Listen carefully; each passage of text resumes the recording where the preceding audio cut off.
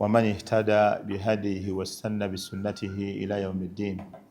اللهم لا علم لنا إلا ما علمتنا فعلمنا ما ينفعنا وانفعنا بما علمتنا وزدنا علما. أما بعد matenda amajjivu ga Allah subhanahu wa ta'ala kakasa nti yasinzibwa yekka mu butuufu atagattibwako kintu kyala kyonna. Tumusaba okusaasana emirembe ku mukama waffe nabbi Muhammadin sallallahu alaihi wasallama ne basahaba be ab'ebitiibwa n'abo bonna abanatambulira ku bulungamu bw'ebyo yasomesa kutuusa olunaku lwe tulisinkana Allah subhanahu wa ta'ala. Tukyagenda mu maaso n'omusomo gwaffe ogw'ebyobusika nga tunaatera okutuuka ku nkomerero yaagwo mu ngeri y'okugutunuulira mu bufunze. Emirundi ebiri egisembyeyo tubadde tutunuulira alwaratha, abasika abasikira omuntu ng'afudde, amakulu abagabana ku mmaali y'omuntu bw'abeera ng'afudde.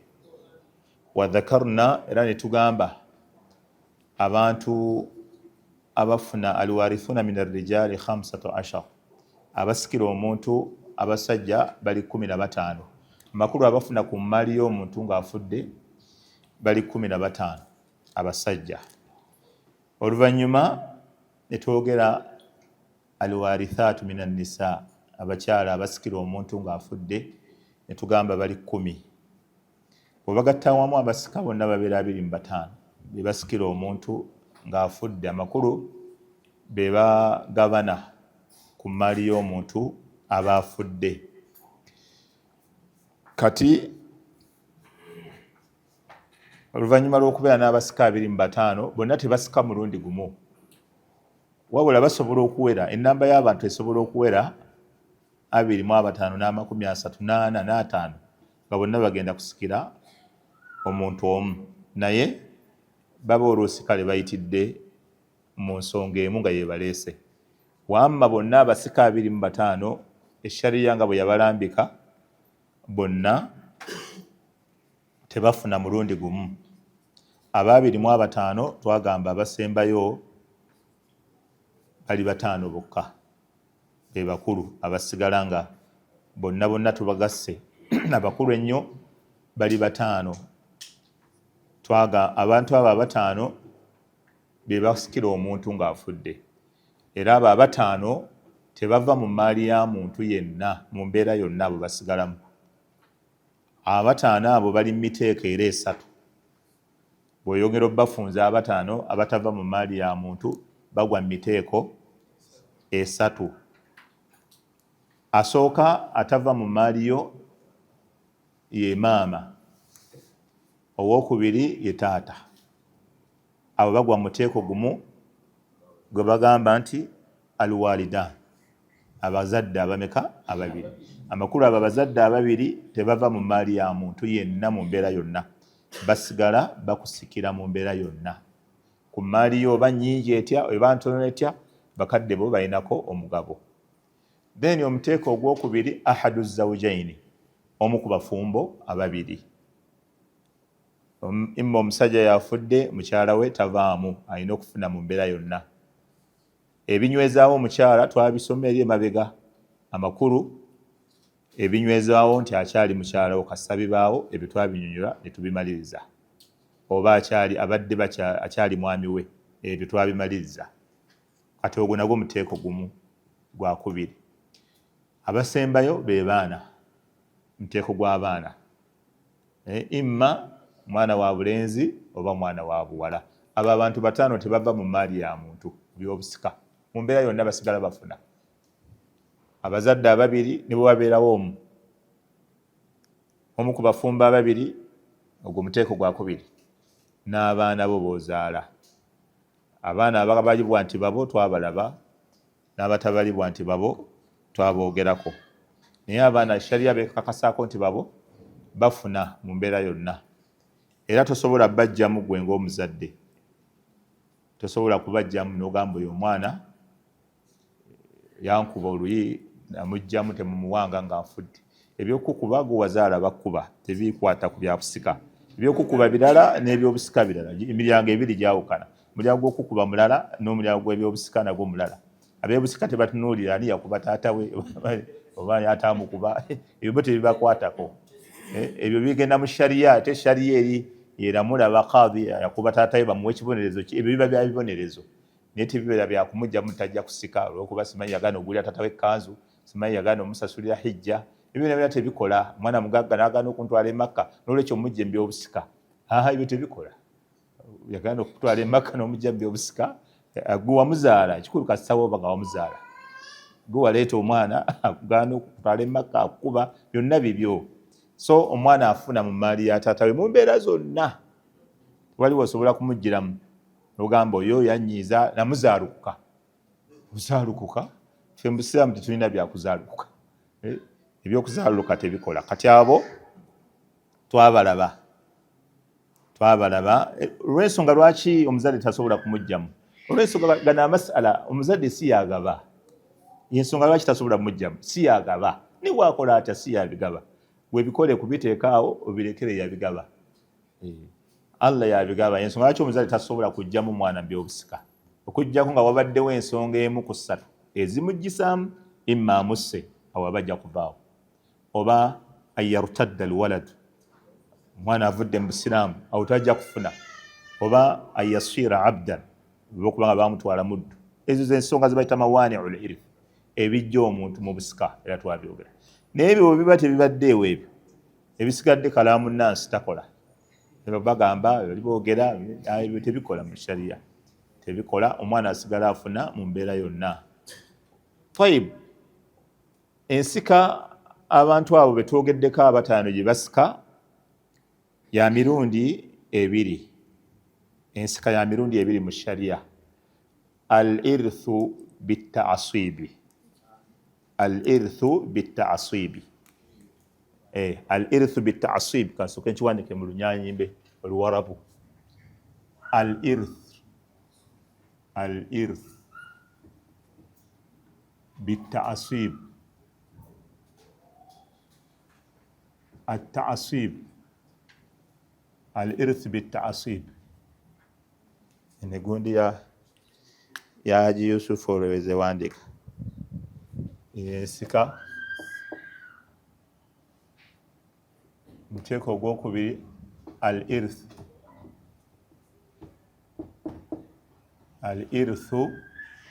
bilfardi.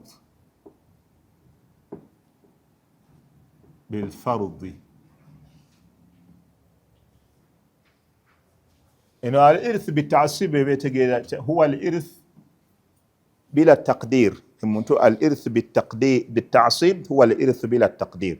Ngenda binyonyola kyebitegeeza ebyo.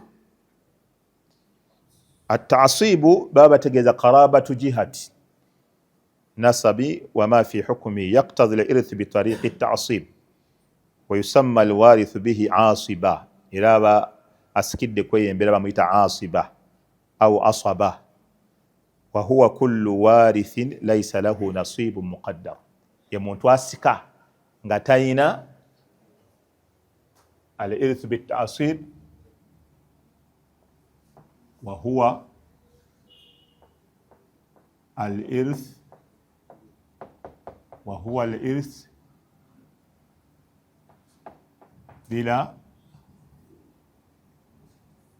بلا نصيب مقدر. مقدر. هو الإرث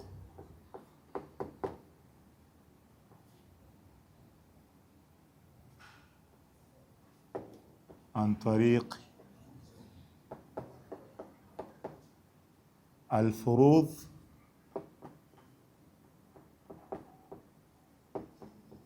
المقدرة. ensika esooka okusika okutali kugereke, okutaliiko kipimo.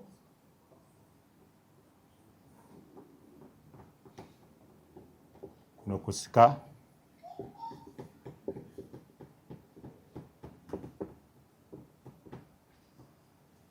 kutaliiko kigero kyassalira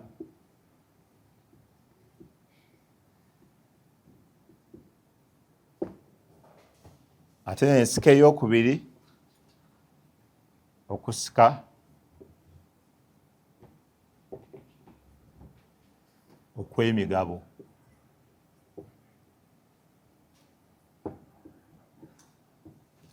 Naamu, ensika ya mirundi ebiri. Waliwo okusika okutaliiko kigero. Mathala, nga nkuwa ekyokulabirako, omuntu senga afudde n'aleka mukyala we agenda kusikira mu guno omuteeko ogwokubiri, okusika okw'emigabo. Omukyala alina omugabo Allah gwe yamuwa. Kati senga aleka n'omwana, kati omwana talinawo mugabo, yasikira mu taasibu, muteeko gusooka, talina mugabo, emmali yonna egisigadde atwala butwasi. Omuntu afudde n'aleka mukyala we n'aleka ne taata we, oba omukyala yafudde n'aleka omwami we n'aleka ne kitaawe, oli agenda kufuna asooka an tariqi alfardi, ono ogenda kufuna bitaasib. So kye bayita taasibu ebeera qarabatu, lubeera luganda, qarabatu bijihati nasabi, naye nga lwe lutuusa omuntu kuba nti ayina oluganda kwoyo. Wama fi hukmi yaqtadi al-irth bitariqi taasib wa yusamma alwarisa bihi asiba. Era abafunirawo mweri okuba bayita abayitibwa asiba oba aswaba. Mu bufunze ensika ya mirundi ebiri. Bwe tuba tugenda okugabanya emmaali y'omuntu, engeri gye tugabanyamu emmaali y'omuntu kugamba oluusi we wava okusiŋŋana, bano lwaki bafunye kingi, bano ne bafuna kitono. Kati bino olina obimanya nti oluusi omu ekimuleetedde okufuna omugabo omutono asikidde wano, ayitidde mu lino ekkubo ery'abalina emigabo Allah gye yakola ki, gye yagereka nti gw'ofuna kino. Kati ate olina afuna kingi nnyo, ekimuleetedde okufuna ekingi ennyo ayitidde an tariqi taasib, ye talina mugabo mugereke, wabula buli ekisigalawo kyonna akitwala. Era ebiseera ebisinga abasajja bwe batyo babeera, atali omu ku bafumbo ababiri, atali musajja omufumbo, wabula abalina oluganda ku mufu, abasajja bonna bamwetoolodde, kababeere bannyina, kababeere baana b'abaganda be, kabeere taata we, kabeere omwana we ow'obulenzi, kabeere muzzukulu we, abo bonna abalenzi abalina oluganda ku mufu, ebiseera ebisinga batwala emmaali yonna ebeesigaddewo mu bungi bwayo. Kati babayita bamuasibuuna, almuasibuuna, era bwe bamulwanirira bw'aba afunye obuzibu. N'olwekyo kati kiba kitegeeza ki? Abafuna emmaali nga teriiko migabo migereke, abo tebeetaagisa kumanya. Kati gino emigabo emigereke Allah gye yagereka giri 6 gye tugenda okusoma wano mu tafsiri mu suratu Nisa. Emigabo Allah gye yagereka giri 6, bagiyita alfuruudu, bagiyita alfuruudu almuqaddaratu, almuqaddaratu fi kitaabillah, fi kitaabillah. Emigabo Allah gye yagereka abantu gye balina okufuniramu giri 6. Lwaki kikakata ku muntu ogimanya? Olw'ensonga oli senga ateekamu omugabo, tuba tulina omubuuzo ogwo gujjeewa. Kati omuwalimu senga ajja okugaba n'agamba nti ate nze Allah mukimanyi yampa 1/10. Kati omugamba nti otyo 1/10 kino kiruwa? Ekyo bangamba kyaliye Butambala. Omuwalimu yasooka n'ajjako endiga, n'ajjako n'akagaali.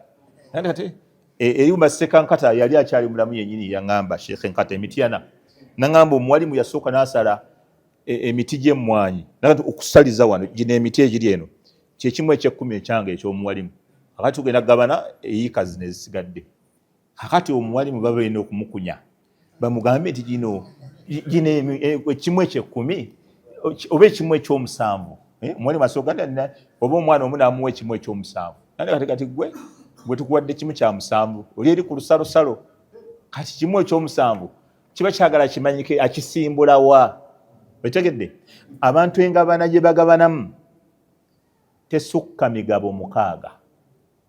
Era kiba kitegeeza buli mugabo gw'olaba bwe tugenda okwogera wano tuba tugenda kubuulira baani abagufuna. oli aleme kukyusa abalina okufuna ekimu ekyomukaaga aleme batwala mu balina kufuna kimu kyakubiri. Oba okiraba kati kyova olaba bagamba ashabu rubu abafuna kimu kyakuna be baluwa ne babakuyirawo wansi nti ono noono be bafuna ekimu ekyokuna. Era nabo baliko obukwakkulizo tugandi babuteekawo buteesi abafuna ekimu ekyokubiri be baluwa be bano.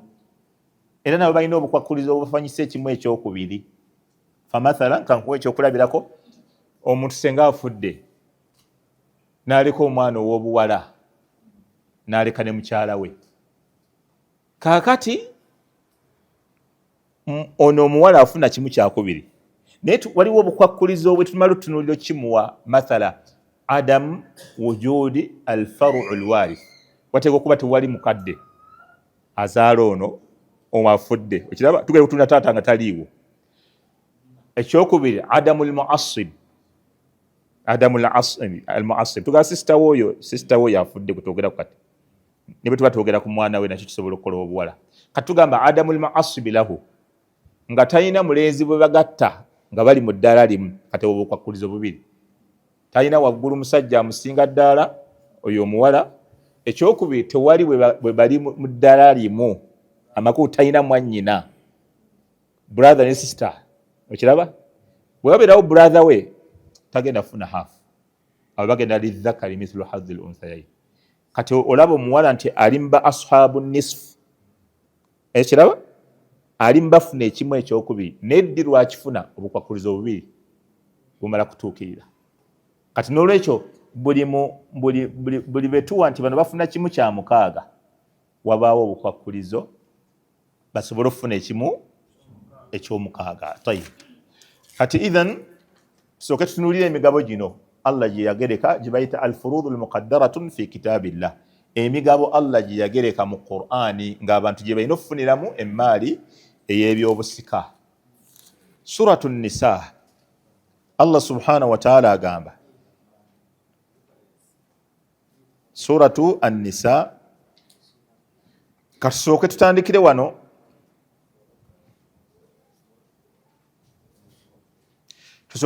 ku aya ey'okutaano okugjayo omusomo obulungi. Tusooke tuyingire mu bigabo tutandikire awo aya ey'okutaano mu suratu Nisa. Allah subhanahu wa ta'ala agamba wala tu'tu sufahaa amwalakum allati ja'ala Allahu lakum qiyama. Wala tu'tu sufahaa, as-sufahaa jamu as-safih. Allah yagamba temuddiranga abantu, Abaganda batirugamba ababuyabuya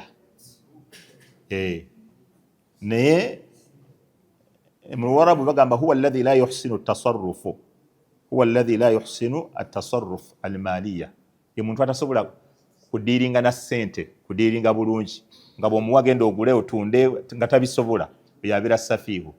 Bwe boogera basufa bagenda babagaziya balimu emiteeko. Safihu ow'Oluwarabu gwe babategeeza ye alladhi la yuhsinu at-tasarruf al-maliya, tasobola kudiringa na mbya ssente. Bw'omuga agenda ongulire banasi gwazza abamutini nnyo oba abamungi nnyo oba genda otunde zaleeta ziba ntono zewaguzeemu ebintu. Kati oyo la yuhsinu tasarruf al-mali, tasobola kukozesa ssente bulungi.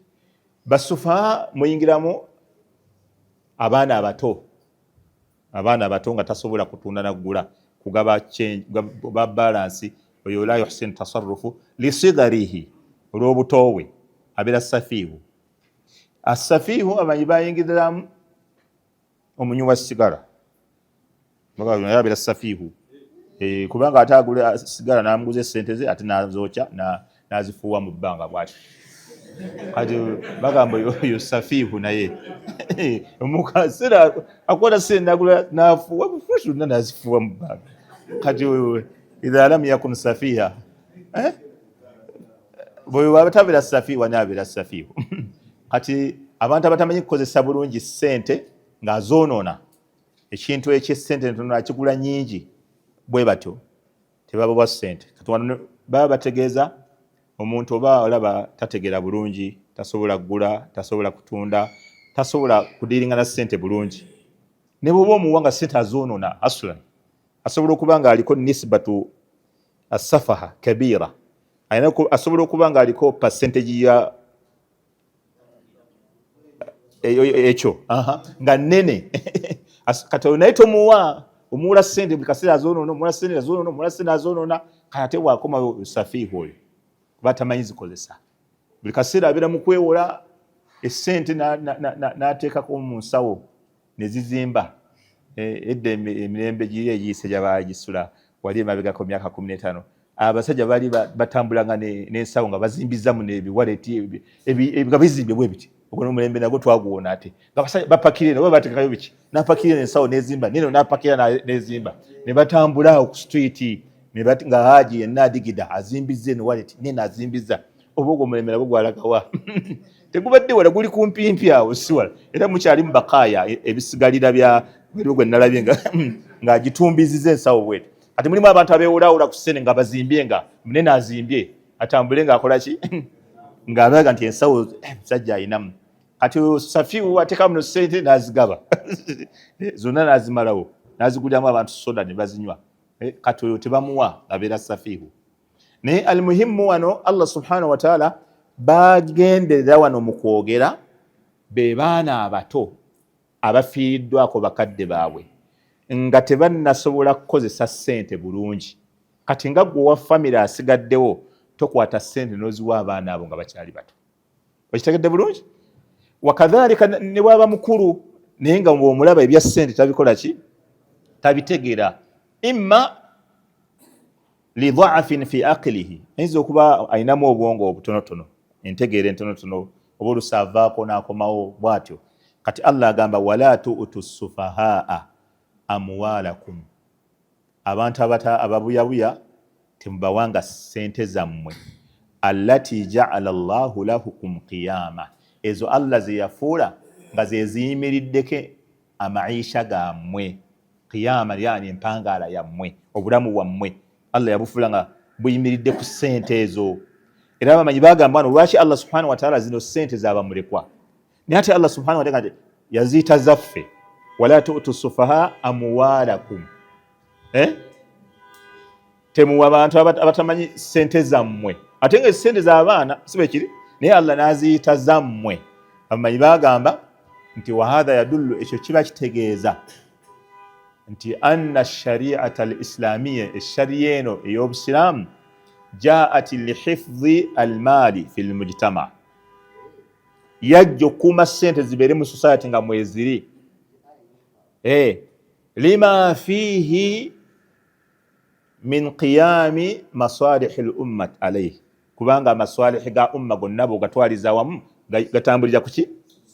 Kati sobola Allah ffenna zituddiza abaana abo bamulekwa bwe mubawa essente ne bazoonoona, mmwe nga society bwe bawangaalira mugenda kufiirwa.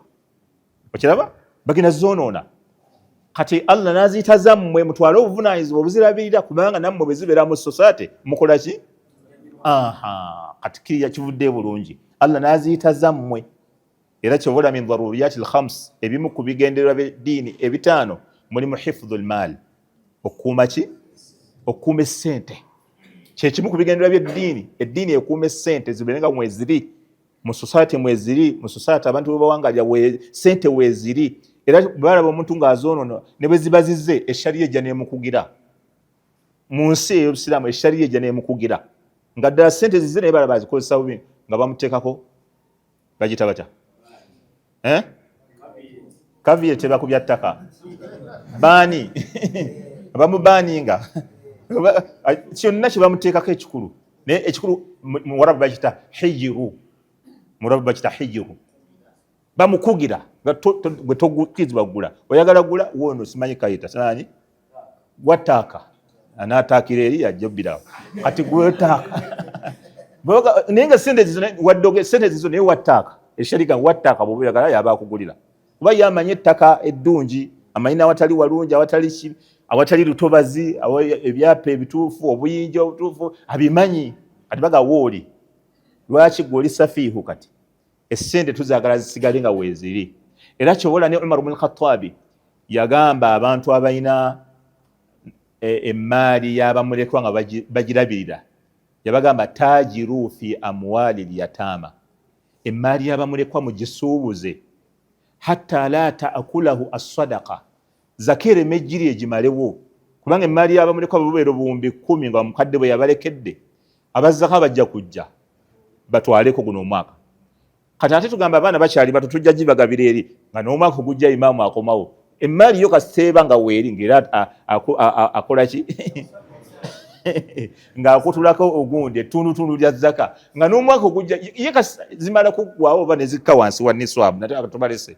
Kati mumalaga nti abaana abalina emmaali z'abamulekwa muzisuubuze, zaka ereme zimalawo. Ekitegedde bulungi? Kati either ekyo kitegeeza nti eshariya yajja mu bimu ku bigendererwa byayo ebikulu, shariya eyagala ennyo okukuuma abantu nga balinamu akasente, baleme kusabiriza, baleme kubeera nga oli talinayo wadde zisobola okugula kiro y'ekibumba bamusiikireko awaka olubwavu bwamuyita mudda. Kati shariya eyagala abantu nga balinamu akati nga balinamu akasente. Ebigendererwa bya shariya, eshariya eyagala sente zikuumibwa. Kati Allah agambye abaana balekeddwa nga bato temubawa ssente zammwe niwankubadde zaabwe naye zammwe nga mujitama ogw'obusiraamu temuzibawa. wala tu'tu sufahaa amwalakum allati ja'ala Allahu lakum qiyama, Allah ze yabawaako obuvunaanyizibwa okulabirira okutambulizaako obulamu bwammwe. warzuquhum fiha, abaana abo mubagabirire bugabirizi mu ssente ezo, mubaweeyo okusinzira ku bwetaavu bwabwe. warzuquhum fiha yani at'imuhum, mubaliise, mugjeemu ssente nga mubaliisa, mubaweerere school fees. waksuhum, era mubagulire n'engoye mubambaze mu maali yaabwe. waqulu lahum qawlan ma'rufa, era mubagambe nga ekigambo oba ebigambo ebirungi. Ssente zammwe tuziina naye mu butuufu olwo olugoye lujja kumala. Okiraba? Ssente zizina naye olugoye lulungi gy'oli. Si kumulangira, oba omuwadde ezo omuwadde genda okozesa ezo. Olaba n'abaana abalala nabo bakozesa ezo ssente. Twala ezo ssente, bw'oba omuwadde ka pocket money mugambe ekigambo ekirungi. Alimugamba gw'olina ssente za taata, zonna bizinesi gw'ogirulimu ate ogana otuwa ssente, tomugirayo gwe njala. Mugambe ebigambo ebiki ebirungi nti ekikuweesezza ezo, olaba n'abalina bataata baabwe batwala ezo. Ate ezo twagala zibeerewo zisange, olina okuwasa, olina nawe obuvunaanyizibwa, tugenda okozesa ezo ssente zibeerewo. Kati Allah agamba waqulu lahum qawlan ma'rufa. Allah agamba wabtalu liyataama, bamulekwa abo mubagezese hatta idha balagu nikaha, okutuusa lemukakasa nti batuuse emyaka egiwasa oba egifumbirwa. Lwaki? liannaha sinnu lbulugh, kubanga gye emyaka gy'obukulu. Omuntu bw'atuuka ku myaka egy'obukulu egiwasa tumanya Katonda akoze eki? Akuze, agenda mu buvunaanyizibwa. Kati Allah gamba hatta idha balagu nikah fa in anastum minhum rushda, bwe mubalaba nga bafunye rushd. Warushd huwa husnu tasarruf. Arushd abalaba ekigamba balabye nga bakuze, naye arushd kwe kubanga omulabi asobola obitambuza. Kati iyo ye rushd. Fa in anastum minhum rushda, bwe muba mubalabyemu okuba nti basobola okwetengerera, basobola okweyimirizaawo. Allah agamba fadfa'u ilayhim amwalahum, awo emmaali yaabwe mugibawe, awo mugibaddize. Bwe muba mulabye nga batuuse ebintu bibiri, okuba nti batuuse emyaka egiwasa oba atuuse emyaka egifumbirwa. Emyaka egy'okufumbirwa n'okuwasa tegimala, tunoonyaamu ne sifatu rushd, n'ekyokuba nti tumulaba nti asobola okukola ki? Okweyimirizaawo. Nakyo tukitunuulira, asobola okuba nti atambuza essente zino ze tumuwadde. Kati Allah jalla waala atulagira abaana bamulekwa bwe baba batuusemu eyo embeera, emmaali yaabwe fadfa'u ilayhim amwalahum, awo emmaali yaabwe mugikole ki? Awo emmaali yaabwe mugibawe, kubanga tulaba batuuse okuba nga nabo bafuna obuvunaanyizibwa obw'okuwasa oba obw'okufumbirwa. Tafsir Muyassar agamba aya ya 5, wabtalu liyatama hatta idha balagu nikah fa in anastum. Naddiini ayinza okuba muyaga, mutamiivu, akuze atuuse emyaka gy'obukulu naye mutamiivu, anywa omwenge, tetumuwa. tusiga tukyamulabirira bulabirizi ku ssente ezo okyaba wa qudrati ala hifdhi amwalihim fasallimuha lahum awo ssente zaabwe muzikole ki muzibawe Allah n'agamba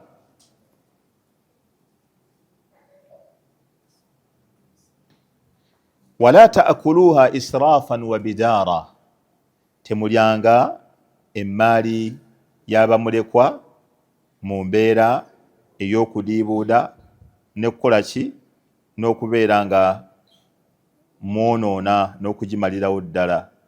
Sheikh yagamba wala ta'tadu alayha biinfaqiha min ghayri mawdi'iha israfan wa mubadarati liakliha qabla an ya'khudhuha minkum. Allah subhanahu wa ta'ala yagamba wala ta'kuluha israfan wa bidaran an yakbaru.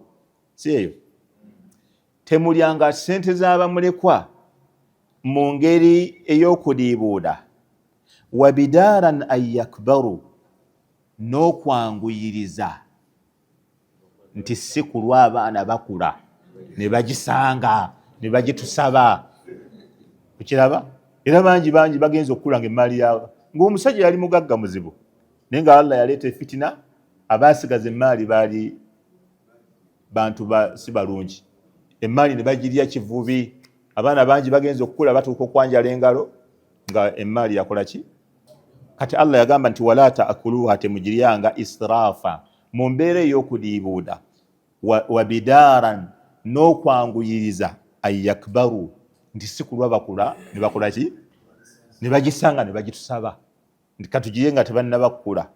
Allah naga nti waman kana ghaniyan falyastafifu omuntu ate yenna bw'abeera nga mugagga oyo yenna abeera nga mugagga nga yalabirira emmaali y'abamulekwa falyastafifu oyo yessizeemu ddala ensa tagikwatangako. Bw'obeera ng'oli mugagga emmaali y'abamulekwa gwe wessizeemu ddala ensa togisembereranga tokwatangako.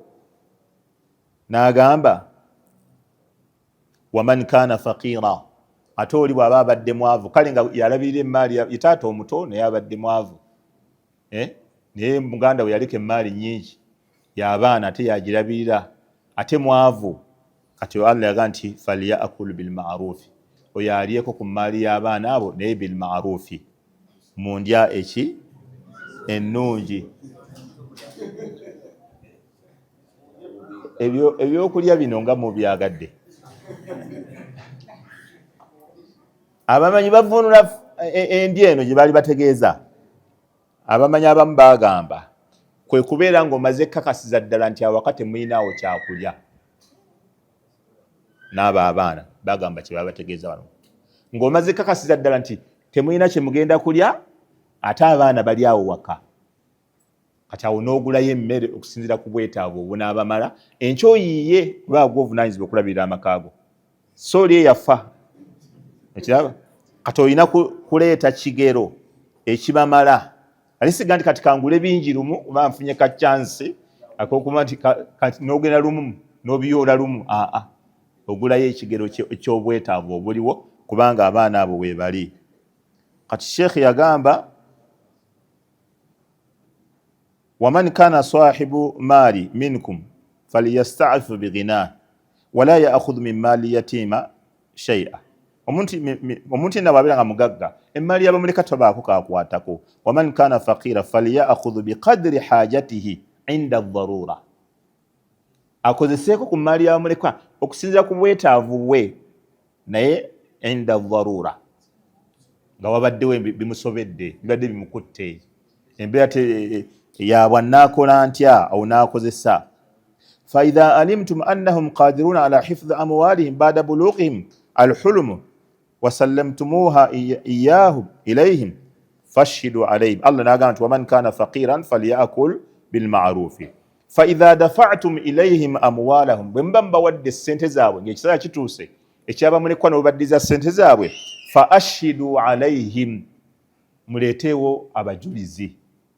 Emmaali ya muganda wo ogiwaayo oba emmaali ya mukyala we yafa abaana batuuse okukula obawa emigabo gyabwe leeta abajulizi babeerewo imma abasajja babiri oba farajulun wa mraatan, oba omusajja neki n'abakyala babiri. Wakafa billahi hasiba, naye mukimanye nga wa muhasibukum lakum anna Allah subhanahu wa ta'ala shahidun alaykum wa muhasibu lakum ala ma fa'altum. Abekyo kigambo Allah kyamaliza nakyo, wakafa billahi hasiba. Mu bufunze ebyo nabera mu bikole, naye mukimanye nti Allah ye mubaliriza asembayo. Osobola badingisa wakafa billahi hasiba, kimala okuba nti Allah yasobola okubala. Wakafa billahi hasiba. Wewe naye seeka Allah bwagambye kulungutanya ebintu byonna, ogire booti, abaana babo ate obakyankalanya, maama waabwe yafa yaleka emaali yonna yonna ogituddemu, ate gwe taata w'abaana. Kati ate bwe weekyanga ate mbaweerera sukulu fees, ate zimanyi nagula engoye, gwe taata w'abaana. Wakafa billahi hasiba. Allah amanyi asobola bulungi okukola ki? Okubala, ajja kukubala. Weekyanga ku baana tebikola.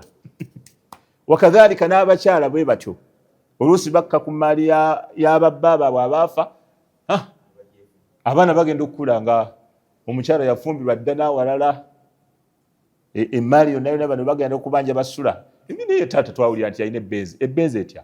Mwe mwaliwo? Mwe mwaliwo? Kakati maama n'atiisatiisa abaana okukamala. Wesula tewava mu nda yange muno, mba kukutuulira ebyo waali bisabye. Nawe ogenda okuwulira okutuulira nowawayi maama osanga yalintuulidde, talintuulira mu bukulu ng'oleka maama. Naye maama kino aya akimanye, wakafa billahi hasiba. Kimala Allah okuba nti asobola ajja kumubala bulungi, ye Allah ajja mumubala. Allah ye mubaliriza asemba. Agambe muleete, bwe muba mumanyi nti abaana mugenda bbawa emaali yaabwe, mu kiseera ky'ogibawa muteekewo abajulizi. Naye n'ekyokuteekawo abajulizi si ensonga enkulu ennyo, Allah yamala okuba nti asobola okukibala ekyo. Ate eno aya etiisa ku bantu bonna abakyankalanya ebintu byabamulekwa. Allah subhanahu wa ta'ala n'agamba lirrijali nasibun mimma taraka alwalidani wal aqrabun. Lirrijali nasibun, owekitiibwa Allah subhanahu wa ta'ala agamba wano Allah yakozesa rijal basajja, naye bi'itibari ma sayakunu, yali ategeeza abaana ba bulenzi. Naye Allah mu Qur'ani ayogera enjogero oluusi ng'akozesa lafdhu ya mustaqbal, oluusi asobola okukozesa lafdhu y'emabega naye ng'ategeeza ate mustaqbal. Nga Allah subhanahu wa ta'ala musatu Kahfi yali ayogera ku bali ba wakana waraahum malikun ya'khudhu kulla safinatin ghasba, gye baali balaga waliyo kabaka, naye Allah yakozesa wakana waraahum. Kati Allah jalla wala wana akozesa lafdhu ey'abaana ab'obulenzi naye ng'abayita basajja, nti abasajja lirrijali, abasajja nasibun, balina omugabo mimma taraka alwalidani, kwebyo ebibabirekeddwa bakadde baabwe amakulu. Abaana ab'obulenzi balina omugabo ku maali ebeerekeddwa baani? Bakadde baabwe. Allah n'abayisa basajja. Lwaki? Kubanga maali bajja kukula bafuuke basajja, si bwe kiri? Ate ne maali ebaweebwa bakoze eki? Nga bwe yakikozesa era ku Firawuna n'abantu be, yudhabbihuna abnaakum wa yastahyuna nisaakum, yani wa yastabikuna, ne balekawo nisaakum, abaana ab'obuwala mummwe. Yudhabbihuna abnaakum, basalanga abaana ab'obulenzi ne babatta. Wa yastahyuna nisaakum, ne balekawo abakyala mummwe. Lwaki Allah yakozesa abakyala biitibari ma sayakunna, kubanga bwe babalekawo already bakula ne bafuuka baki? Ate bano bwe battanga bato n'asigaza nga abaleseeko erinnya lyaki? Ery'abaana. Nagayo yudhabbihuna abnaakum, batta abaana bammwe ab'obulenzi. Wa yastahyuna nisaakum, ne balekawo abakyala bammwe. Amakulu Firawuna yattanga abaana ab'obulenzi n'alekawo abaana ab'obuwala, naye Allah abaana ab'obuwala yabayita bakyala. Kati ne wano kye kimu lirrijalin, tugamba nti ate lwaki avunula baana ate nga Allah ekola ki? Allah yagamba ki? Basajja baseeka abo. Omushiya nalabyeyo omushiya aliyo yeekandagga, ne bwana yeekandagga tetujja kumuddamu. Lirrijali nasibun, abaana ab'obuwala balina ki? Abalenzi balina omugabo mimma taraka alwalidaani, ku maali ebeerekeddwa ababiri, wal aqrabuuna, n'abooluganda abali okumpi. Wano nno wal aqrabuuna bamanyi bakivunula emirundi ebiri. Abamu bagamba nti nga bwe bafuna emaali ku bakadde baabwe ababiri, bwe bagifuna ne ku booluganda baabwe abalala abatali bakadde, masala nga taata omuto. Oba okitegedde? Abalala ne bagamba nti wal aqrabuuna, wano baali bategeeza nti n'abooluganda abalala nabo bafuna kuba n'abakadde abameka? Ababiri aboogeddwa. Walinnisaa'i nasiibun, n'abaana ab'obuwala nasiibu nabo balina ki? Omugabo mimma taraka alwalidaani, mu ebyo ebibabirekeddwa bakadde baabwe, wal aqrabuuna, n'abaki? N'abooluganda olw'okumpi. Mimma qalla minhu aw kathur, mimma qalla minhu, kebeere ng'ebadde entono etya oba ebadde nnyingi etya. Amakulu mu ebyo eby'obugagga ebiba bisigaddewo, mu butono mwabyo ne mu bungi bwabyo. Otegedde Ssekawaswa, abaana ab'obulenzi balina omugabo mu maali ebeerekeddwa bakadde baabwe n'abooluganda, n'ab'obuwala balinamu omugabo mu maali ebeerekeddwa bakadde baabwe n'abooluganda, mu butono bwayo oba mu bungi bwayo. Eno aya Allah subhanahu wa ta'ala yagireeta wano mu Qur'ani. Ekikulu ennyo abamanyi kyebasinga okutunulamu wano, iqraaru nasiibi al untha. Yali egendereramu nnyo kunywezaawo mugabo gw'abawala eno aya eno, kubanga mu jahiliya abawala baali tebabawa, nga bagaba emaali yonna bagiwa balenzi. Kati Allah subhanahu wa ta'ala n'agamba ng'abaana ab'obulenzi bwe balina omugabo, n'ab'obuwala bwe bakola ki? Bwe balina omugabo, mu maali kebe ng'ebadde nnyingi oba ntono. Era Allah subhanahu wa ta'ala n'akozesa bagita uslubul fasli, uslubul fasli baina al ansiba. Yakozesa uslubul fasli, kategedde akushe kauma, uslubul fasli yaleeta mu ngeri ey'okwawula nga wakati w'emigabo gino ebiri, nga terekaawo kapaati konooli kalina gamba nti oba bagende tubaweerewamu bagende kale beeyiyizeeyo. N'akozesa uslubul fasli. Uslubul fasli gyetegereza enjogera ey'okwawulira ddala emigabo nti buli mugabo gwetongodde. Yakikola atya? Ddayo mu aya olabe. Allah yagamba lirrijaali nasiibun, abaana ab'obulenzi balina omugabo, mimma taraka alwalidaani wal aqrabuun, mu ebyo ebibabirekeddwa bakadde baabwe n'abooluganda bwe buto bwe guli. Olaba kiri? N'akomaawo eyo faslu, n'addamu n'atandika buto, fastanafa aljumla, n'addamu buto n'agamba walinnisaa'i, eyo laamu lmilikiya, eyo gyolaba wali, eyo laamu tamalluki, nti nabo ne bano balina omugabo kati ogwabwe. Okiraba? Ye laamu eyo bagita laamu lmilikiya, laamu y'obwannannyini, ekuwa obwannannyini ku kintu nti kino kikyo kino. N'agamba walinnisaa'i, n'abaana ab'obuwala nasiibun, nabo balina muki? Omugabo mimma taraka alwalidaani wal aqrabuun, mu ebyo biberekeddwa bakadde baabwe neki? Kati senga teyali uslubul fasli, eno aya olw'okuba Qur'ani Allah yajjanga ebigambo bye abifunzizza, kubanga Qur'ani Allah yatufundiza ebigambo ebitonotono ebijja mu magezi gaffe bitusobola okutegeera amangu. Kubanga senga aba kwogera bigambo byo byonna, kul law kaana albahru midaadan likalimaati, law kaanat albahru, aya gamba etya? Kul law kaana albahru midaadan likalimaati rabbi lanafida albahru qabla an tanfada kalimaatu rabbi walaw ji'na bimithlihi madada. Kati Allah wano eteri Allah yagala nnyo okukozesa ebigambo ebifunze bitwanguyira amangu okutegeera, naye wano yali badde asobola okukikola n'agamba mu ngeri ey'okufunza yayigambye lirrijaali walinnisaa'i nasiibun mimma taraka alwalidaani wal aqrabuun. Khalas, aya yali badde ntuufu, teyali baddemu wadde ensobi n'eki, yali badde kye bayita atfu mubashara, ekiyalikoze yali badde lastamala atfa mubashara, yali bagasse mangu nnyo bwati, kubanga bonna baana bamufu, bano babulenzi na babuwala. Kati yali badde agamba lirijali walinnisai nasibun mimma taraka alwalidani wal aqrabu. Togiraba kyekitegeeza, naye olwokuba waawul atfu eno etegeeza okugatta ekintu, Abarabu basigadde beekwasa nti tulaba ne Allah bw'abagasse mangu wano. Olwekiraba tulaba Allah bw'abagasse, kati ffe tuli baddembe bagatta ne bagendeyo ne balaba kye babawaako. Kati Allah naga nedda, si bwe kiri. Abaana ab'obulenzi balina omugabo gwabwe gwetongodde, ekyo nakimala. N'addamu n'atandika n'abaana ab'obuwala balina omugabo gwabwe, eyo uslubul fasli, yakozesa enjogera ey'okwawula omugabo gw'abano ku gwaki, si gwa kuyiyayiya, si gwa kukwe sula bano bannyina mama muyomu kakati gwe sula ne banno jawo bano abawala kwata bano genda ali bwe nedda. Omwana ow'obuwala nedda nze munjawule ne sula, nze sula mumanyi, tuva mu ndeeki munjawule.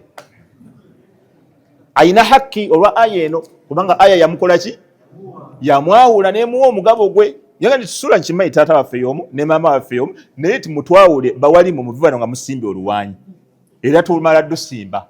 Si byabaga ndi mwe tubasalidde tundu lino mugende muli bandeemu baana 8 watutya gwe abaana ab'endeemu abo bategeera abo. Kati Allah yagamba abaana ab'obulenzi balina omugabo gwetongodde, n'ab'obuwala balina omugabo nga gwetongodde. Emmaali emala kubeera nnyingi, mimma qalla minhu aw kathara. Olala emega kati kabadde katono, abaana ab'obuwala balekera abaki nedda n'ebyo tebikola, n'ebyokulekera tebikola. Kyavudde ayongerako kino, oba nnyingi etya oba ntono etya. Bagamba olukwesikwesi lwonna abantu lwebakozesa Allah alusiba n'alusiba eno waleme kubaawo olukwesikwesi. Kati akamaali kabadde katono, akabanja katono, mwe muli baana babuwala mwafumbirwa ddeeri muzaala kana akabanja kakitammwe mukalikire bana abalenzi. Nedda. Emmaali oba ebadde ntono oba nnyingi. Nasiban mafruuda, nga n'omugabo gwe bafuna mugereke, gwe guno abafunira wano. Nasiban mafruuda, nga bafuna mugabo mugereke, yani muqaddaran min indillah, nga gwagerekebwa okuva ewaani ewa Allah. Allah subhanahu wa ta'ala nti wa idha hadara alqismata ulul qurba. Alqisma huna taqsimu almirath. Allah agamba wa idha hadara alqismata, bwe baba babaddewo mu kugabanya, ulul qurba, abalina ku oluganda ku mufu oyo, ba ulul qurba naye nga tebagenda funa, tebali mbafuna, waliyatama, n'abamulekwa. Bamulekwa kibayogeraku wano, bamulekwa ab'ebbali abatali boona omufu afudde, abatamuyinaako oluganda, baana bamulekwa b'ebbali. Allah subhanahu wal masakinu, n'abanaku, gwe muntu abadde munaku, farzuquhum minhu, nabo mubabeeyo akantu ke mubawaayo.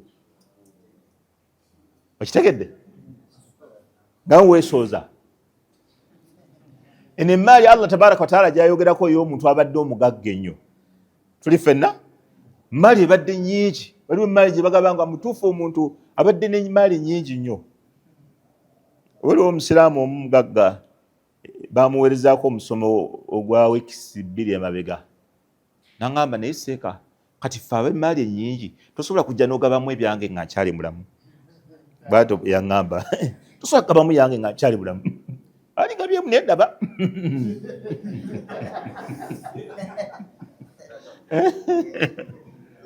Abantu baga n'okwegezesaamu balabe kawuma atwala kifiiki kiyungula ki.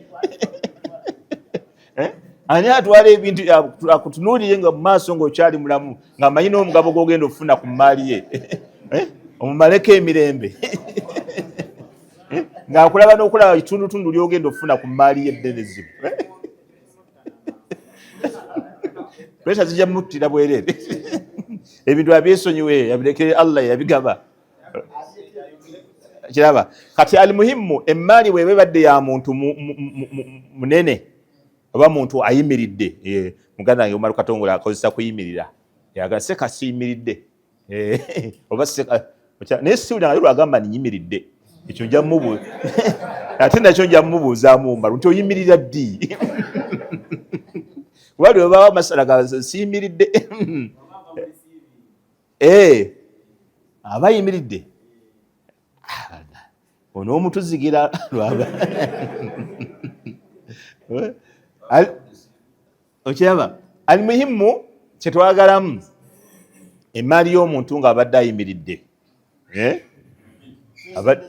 abadde bulungi kati bwe baba babadde bagigaba ne wabaawo abamu ku booluganda olwo abasembedde nga tebalina mugabo gwe bagenda kufuna Allah mubakasukireyo akagundi naye ne bagaba ebintu omwana watutte emmotoka 8 oli atutte ekiyimba ekigole taata omuto ali awo maama omuto ali awo kojja ali awo muganda waali awo gwabadde akola naye badde bakola bonna naye talinaako mugabo kapuloti akemuyenga nawe katwale musayiningire ka transfer ate munaye mubaamu obufikkafikka oluusi mubaamu obufikkafikka mubaamu obufikkafikka kati neno bwe bagaba ab'ebusika mubaamu obuntuntu obujja buyitira naye olwokuba mubaamu abaana oluusi mubaamu abaana abalungi nga ye afunye bakamuwe n'abawali mu oluusi babawaayo ebikootikooti mu ekikooti nga tebakyaziinamu mutawaana ezo ekooti ekanzu zonna zitwale seeka ekanzu zonna bazikuwa ekanzu zonna seeka zitwale ne zino zavuddemu omumula zonna zitwale ezo seeka tewali buzibu kanzu aleta ekikapu akuŋŋanya amakanzu musajja wattu apakire ekanzu zonna zitwale naye ng'agabidde abaana 3 4 5 6 7 ate bene bamuwa ebiki kanzu kitwale ekiraba akusobola ne kuba ekimotoka ekyafiirawo mu lujja kuba bavaliwa babikola si bwe kirisireka kawuma ono atera okundeetera bavaliwa bavaliwinga bukinywa n'ebimotoka ebifu byonna babivaliwinga baliwo bavaliwinga ebimotoka ebifu eyo oba byali basente nyingi ddala nga buli mwana afuna ebimotoka ebifu bya millions 2.2 nga tukyali ku bifu nno twali ku bimotoka ebifu nga buli mwana afuna ebimotoka ebifu nga birimu biri worth millions 2.2 ebyo tusooka tubijjawo kati ebyo omwana oluusi akikusuulira gali ogw'omugabo seka bitwala ebyo nze nnumba wali ennumba wali ogenda wali awasava nga buli mwana omulenzi billioni 4.7 nga ze batandikiramu 4.7 kati bino ebimotoka baba tebakyabijjukira ebyo aliwo ne gwe twawa n'agwa eddalu lwafuna essente ye n'agwa eddalu nakati ali eyo sente zamutabukako agera n'agula n'enjaga y'ebbeeyi n'atabuka akanywe ku nyaga n'ava ku eriya layisi y'obukoolakoola n'alinyisa omutindo swe n'alaluka omugabo gwe batika babagulabirira abooluganda bye bagulabirira ali muhimu ebyo ebifikkafikka ebyo nga by'owulira millions 2.2 ebimotoka ng'oli omuntu alina billions 5 ebimotoka ebyo si nsonga gyali abikusuulira mu lutabwa naddala gwe abatemedde ebyo ze bitwala funa gundi zino ezisika breakdown oba obitika gundi tingatinga byo sekatwala sagala kumanya ebyo okiraba kati Allah agambye nti wa idha hadhara alqismata baba alqismata maf'ulun bihi ulul qurba huwa alfa'il abooluganda baba baddewo taqdimu almaf'ul ala alfa'il wa idha hadhara alqismata ulul qurba baba baddewo mu kugaba abooluganda ab'okumpi n'omufu ye yafa tuli ffenna waliwo gwe bawa radio yali obasenga bamuwa ka radio ate agenda owulize ebirango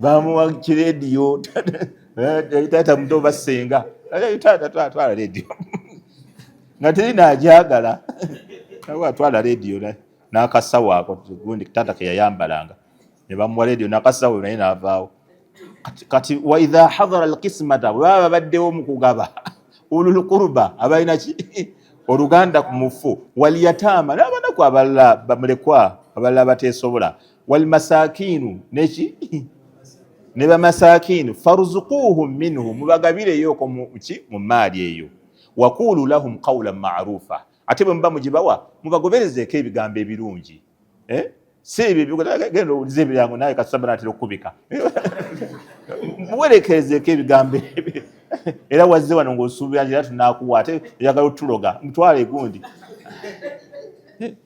tomuwerekezako bigambo ate bimunyiiza waqulu lahum qawla mahrufa Allah akuteremu baraka inshallah wallahi wawangala bulungi ne taata wallahi tukuwadde emiliyoni 3 Allah nawe akuteremu omukisa inshallah era abaana bampadde n'omutima olaba abaana bakumye omukwano gwaffe abaana bantegedde ba recognizing my presence ow'oluzungu si kyekyo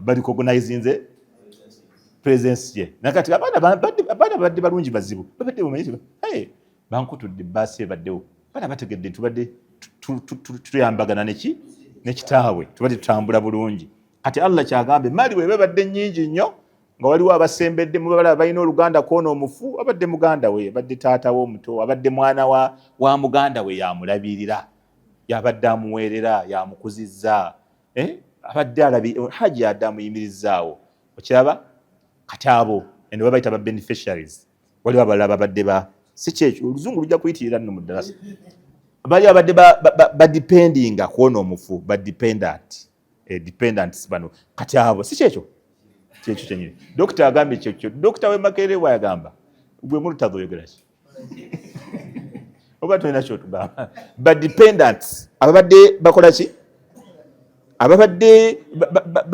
balya sula mu ngalo babaire naye mutuufu badde bali awo mu famire yabalabirira yabasasula school fees kati abo tewali kitugana kutula myezi 3 cheke mugisasulira abo oba n'amalira okusoma class bagende nezo era nabo bavaawo nga teba okufa kwoli kwegamba tekufuuse nnyo nsonga yakutula lujegere na bulamu bwawe kulooza nti bukomye kati bano ba dependents babagamba namwe mufuneyo omuki omugabo naye wabano bakawuma babawa wa administrator general naye yabawaayo waliyo kanasibu kebafuna waliyo kebafuna kati idhan Allah agamba abooluganda baba bazze nabo mbaweeko wulira aya eno waliyakhsha alladhina law taraku min khalfihim dhurriyatan dhi'afa khafu alayhim falyattaqu llaha waliyaqulu qawlan sadida.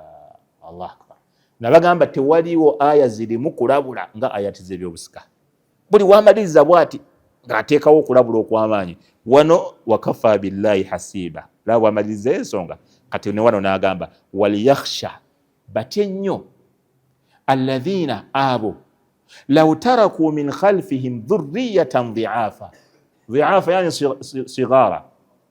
Allah agamba batye nnyo abo abali mu kontrol y'abaana bamulekwa abagirabirira abagirinako obuvunaanyizibwa batye waliyakhsha alladhina law taraku senga be baba balese min khalfihim emabega waabwe dhurriyatan dhi'afa abaana nga bato khafu alayhim nga nabo babatiirira ngenze naye abaana bange bangi abafa ngagandi wallahi ngenze naye nga abaana babatunula kunaba.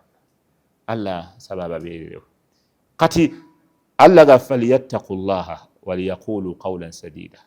N'olwekyo bano abali mweyo ensonga batye nnyo Allah bwe babeera mu maali y'ebyobusika boogere ebigambo ebituufu.